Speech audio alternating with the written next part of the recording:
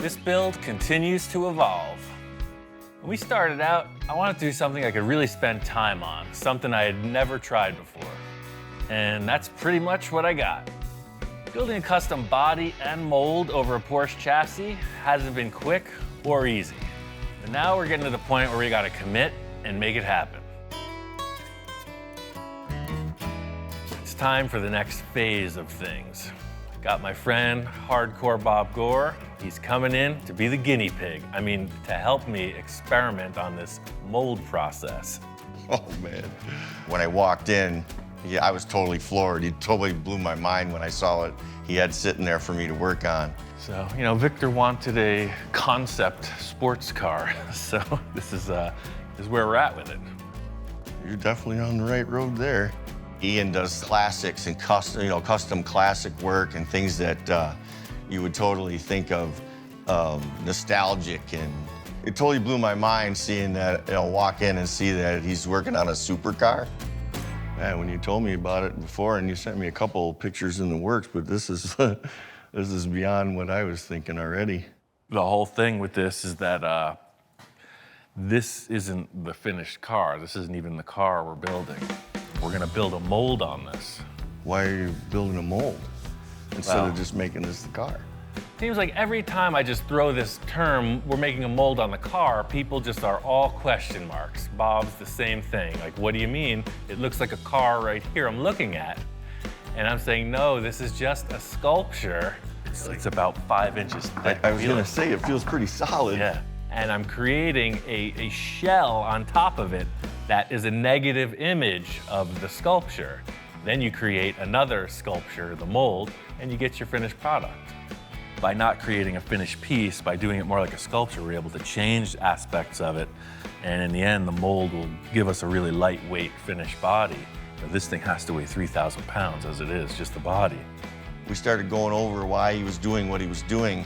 And the thing that came to mind was, hey, we're doing this for Victor. And Victor is a master of change and improvement. I never would have thought of making a mold out of it. I would have just made the first initial car, and said, there it is. Yeah, that's the thing. It looks good now, but the kicker is I've never built a mold this big. So that's why you're here. Guinea pig. Well, I can blame it on you if it doesn't work. Right. That's Okay. the ball guy. I got a test piece over here, so we're just gonna make a mold on that. If that works, we're gonna make a mold of the whole car. Everything I've done so far has been in order to get to this mold process. So this is like the critical moment. I think we should do a practice on this Mustang hood because all these contours, if we can get it to release off that, I don't see anything with this amount of draft on that car. The first step here for me is to just examine the process, just test it out on something that doesn't have a lot of draft. In other words, not a lot of negative space that the mold can hook onto. So I've got this car hood and I think it represents a good amount of detail, nothing more dramatic than the shape we have.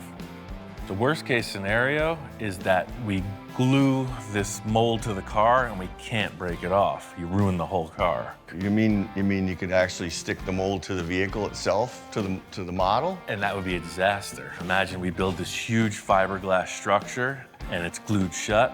We ruined the entire project so far. If this mold sticks to the car, all of the design we've done, all of the sculpting is at a loss. It's trapped in this giant blob of fiberglass. Bottom line is I'm trying to do everything I can to avoid that situation. So this stuff is kind of the formula that allows you to break the mold off, theoretically. Okay. The releasing agent. Yeah, part all okay. paste. So I put one coat on already, but the information I got was you want 3 or 4 coats of this. So basically just brush it on and buff it off. All right, let's try it. I'm explaining to him the critical factor of this mold being able to release. You know, if it sticks to the car, it's a total loss. So in order for the thing to not stick to the car, it's all on you, buddy. Just as long as you do this one process right, we're gonna be okay. Wax on, wax off. Yes, Sensei. That's yes, exactly Sensei. it. The true joy of being in this managerial position at this point is that I get to stand back and watch the show for a minute. You know, I'm usually the guy thrashing, sweating it. I got the agent on there. What happens if I didn't get it on there the right way? I don't know. That's your job. Through this whole thing, Bob is super concerned. You know, he's taking this to heart like it's his reputation on the line if it fails. Bob's got this covered, I'm sure. Just have a little lunch break, watch the process. Can I have a bite of that sandwich, man? Okay. After the release agent's in place, the only different aspect of the fiberglass process is putting this layer of gel coat. What the gel coat does is creates a nice smooth black surface. It basically keeps the fibers in the fiberglass off of the surface of the finished mold piece. What I'm gonna do is just pre-cut all this fiberglass, because as soon as that starts set and 3 coats of that, we're gonna just layer this right on top. It's all the same material. Usually when I come in, I get to watch Ian do his thing and then add my twist to it or whatever I have to offer to it. I didn't expect to be put on the hot seat and say, here, if this doesn't work, it's on you, Bob. This is looking good. You're hired. The resin sets up pretty quick. You know, here we are 25, 30 minutes later, and it's hard. It seems like we could pop it off. Wow, it works. At this stage, I'm 50-50. I have no idea. Just in putting this wax on the surface, what do I know? That's just what they told me to do. I've never tried this. Thing is, I'm just working the edges. You know, you got to start somewhere. So I don't know if we're going to crack this or break it. We're just working the edges, trying to get something to release. Holy moly. Yeah, baby. Look at that. Oh, man. Totally worked. As soon as there was enough pressure, it just released. It's a Victory. Good. Victory. Bob was here specifically for this. If it went wrong, I could blame it on him. He's got to hit the road. It's all smiles. You know, setting it on the car, checking it out. It's like, okay, we're going to do this to the entire vehicle. What we just did is just a drop in the bucket. This project has required a huge amount of body work. Every line on the body has been created by hand. So Victor's guys are helping out on the side. Hector and Javier, ace body guys. They've been with Victor for years, and they're here on the team now. Ian, how you doing? Down to the wire, man. You've been sanding and sanding and sanding. Looking pretty awesome, man. Victor hasn't been here for a minute, and the 3 of us have been hammering on this thing. There's a lot of dust in the room. Stuff's been happening. It's the thing, without these 2 guys, it wouldn't have happened this quick, man. Man, you're on. How you guys doing, man? You've been working out. I thought you were the guy that doesn't sleep, and you got my guys that are working 24/7. I'm the manager now. I stepped Hey, up, man. it's I get about the time, management. man. I'm glad. Victor's responding to all the block sanding. He knows what it takes to make a straight car. It's looking good. What I really wanted to show him was this mold experiment we just pulled off and how that's going to transfer to the next step in the process. Well, we got this hood here. It was just laying outside. Where did you get this at? This is the mold. This is the whole process. You did this? Yeah, we did this yesterday. You're kidding. So I just had this old fiberglass hood, and you know, this was made in a mold, so we made a mold on it. And what we learned was, you know, obviously the gloss paint really helps with the release. See how smooth it is? I see. But what we learned too, see, it took some of the car with it. See this here? Yes. This was scratched in the hood, and of course, when you make a mold, you get a perfect scratch in reverse. That's pretty awesome. He's definitely relieved. You know, there's kind of been this like gray area on the end finish here, and showing him this mold, he is all charged up. The nicer the masterpiece is, the better the mold is. So instead of body work in the mold, we'll just get that perfect, paint it, and then do the work on the mold. Once we make the mold, it's permanent. The only question is, what are you gonna change now? Well, that's the question. You know me. It's your last chance. Yeah. I'm all amped up to get on with this, you know. I've got my salesman suit on, and I'm telling Victor, now's the time, man. It's gonna happen. If there's anything you need to change, speak now or forever hold your peace. All right, well, let me give it one last look then. Victor's sweating it, you know. He's a man who loves to modify stuff, and he's taking it to heart, you know. It's like the guy at his wedding, and he's not 100% sure. It's like, dude, is it yes or is it no? You know what, Ian? I'm committed. Let's go for it. No more changes. I'm done. Praise the Lord. The debate is over. Victor said he commits. He's going for it. The thing is, the mold requires that nice surface to release properly. What it means is we're gonna have to get this car painted like final nice gloss show car finish. It can't just be primered. We need a gloss because the mold reflects every defect. So just as if we were finishing the car, completed, detailed, lined, blocked, buffed, everything, huh? And I mean, the sad thing is, that would have been like finished, ready to like, you know, show the world, right? We're But just now, starting. We're gonna tear the whole thing apart, literally. I'm gonna Exactly. cry. I want this cut up so I could put it in my room. I know, that's the thing. All this work, and now we're gonna destroy it. That's it, Victor gave the word. Go ahead, get this thing finalized, get it painted. Let's get to the next step. Got this thing painted, dialed in. It's looking good. The whole concept here was the color choice will not be represented in the end. It's a gray tone. The main thing I wanted was a reflection. That's how you can look down the sides and be sure they're straight. That's what we need to get this mold going. This thing is really shaped up. You know, all that block sanding totally pays off when you get a clear coat on it. It's time to get on with making this mold. First things first, I want to get the car up in the air, stable-like, because I'm gonna have to do a lot of work and underneath and around the fender wells and stuff. I got these quick jacks. They'll lift the car almost 2 feet. Really cool. I don't like to have a lift in the shop, but they always seem to be in the way. So these guys, you just roll them out, put them under the car and lift it up. It's just like anything else. You work in as comfortable a position as you can. I'm gonna have to do a bunch of stuff up in the fender wells, under the rocker panels. So in other words, it's not so high up, I can't reach the roof. There's no pillar in the way you'd see with a standard vehicle lift. Full 360 access, about 1.5 feet off the floor. It's perfect for what I need. I think a typical car mold is built in like 7 or 8 pieces. I think we can get away with a 5-piece mold. In other words, the hood will split in half, left and right. The roof and door sections will be 1 piece, and then the right and left rear quarter panel will pop off independently. This is an exciting part for me because the whole build has led up to this moment. Instant wheel arch. The whole thing with the parting line is the mold has to separate.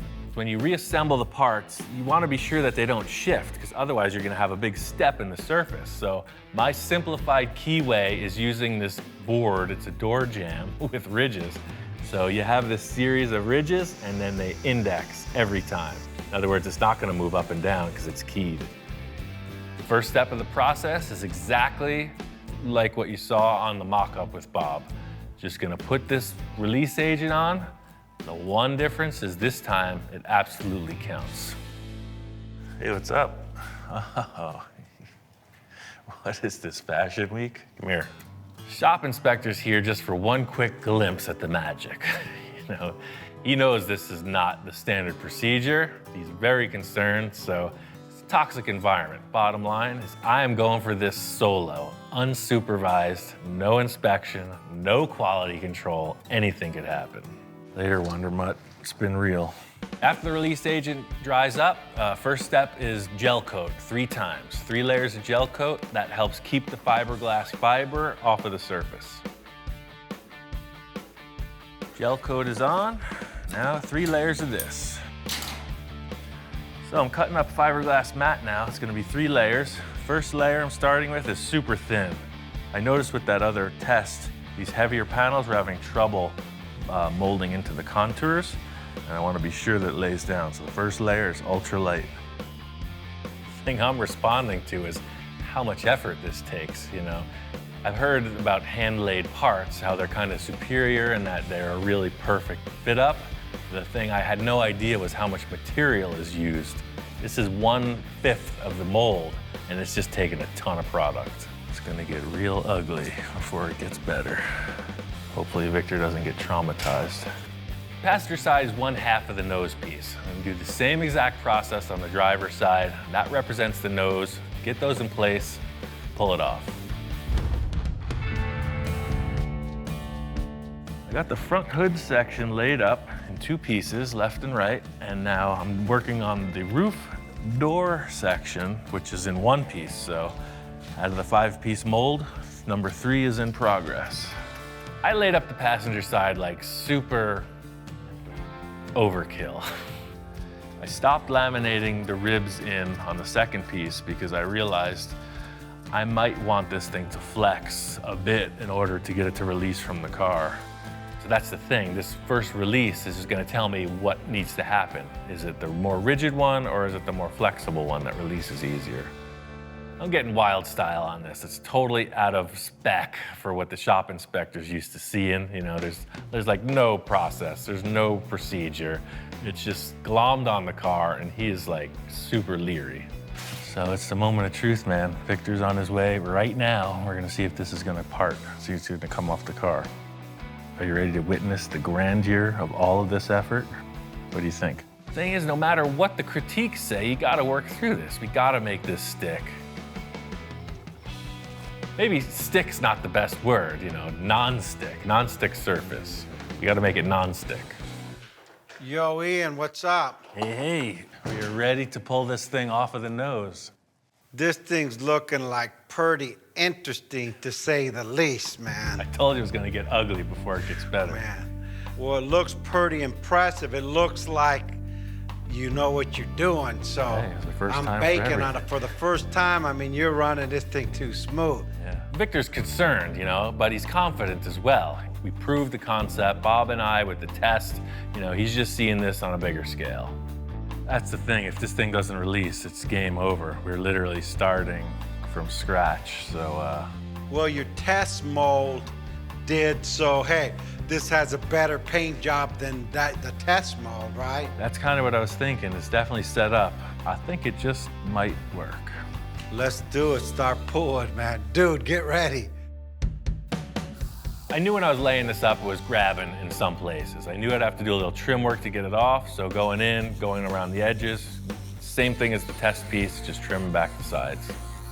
At this stage, I'm feeling confident. There's no reason it shouldn't work, but this is the moment of truth. We gotta pull this thing off. Going in, just trying to start this prying procedure, and I'm expecting it to pop, to release, like it did.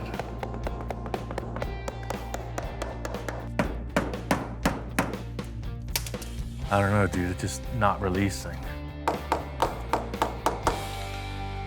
I might have to get out the grinder and just start sawing into this thing. I wanted Victor to be here for this. He missed the release of the first one. You remember, it was all smiles and celebration, but it's not the case right now.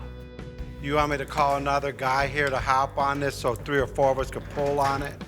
Victor's not a guy who's known for his patience, you know? He's like, problem, remedy it. He wants to call in some help. Javi, could you come over to Ian's shop?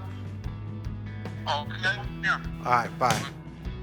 I have no idea what's going on in there. I've never built a mold before. Javi, how you doing? That's perfect. All right, 1, 2, 3. Victor's totally results oriented, so he's there, oh, pry a little, pry harder, let's get it. Oh, see. It's cracking the mold. Hold on. Something's trapping it here. One thing I was thinking from the start, these vents, they do have draft, they do have a bit of undercut. I'm thinking, quick solution is to cut that area out. We can always patch it in later. Oh, yeah. I think that was keying Yeah. it in. Thing is, I trimmed this out and it's still stuck. It doesn't make sense. We have a perfectly smooth, polished surface. What's it stuck to? We got the mold on the car and it's not releasing. This is not good. We're at the risk of losing everything we've worked for. We gotta get this thing off. Yeah, that side's coming up. It's just in here. Oh, did you hear that? Yeah, There it see. went, the whole thing came All up. right, let's, on the count of 3, all of us, I guess. 1, 2. There it is. When it released, it's like, oh, perfect. It's exactly what we were hoping for, a half hour ago. It was glued itself to the paint. How weird. We will pick it up and look back at the car, and I see the paint has totally delaminated. I mean, it's a mess. The only thing I'm thinking is the paint not being cured up, it became like a glue. I guess the heat from the resin kind of caused it to become liquid again, and some of it went with the mold, some of it stayed with the car, so it was literally, that was the lock. It was a freaking suction cup. And look, it's not even stuck to the mold. It just came along for the ride. So the mold is in perfect shape. Getting this one piece released, the alarm bells start to go off. This is a problem over the whole car. This isn't unique to this panel. Let's break everything right now. Second piece comes off. You know, I'm multifaceted, back in the salesman's role, and I'm like, no, don't look over there. This is what you're looking at, and the mold is good. Piece of cake. Might not be the prettiest, but hey, I know we got what we needed out of this.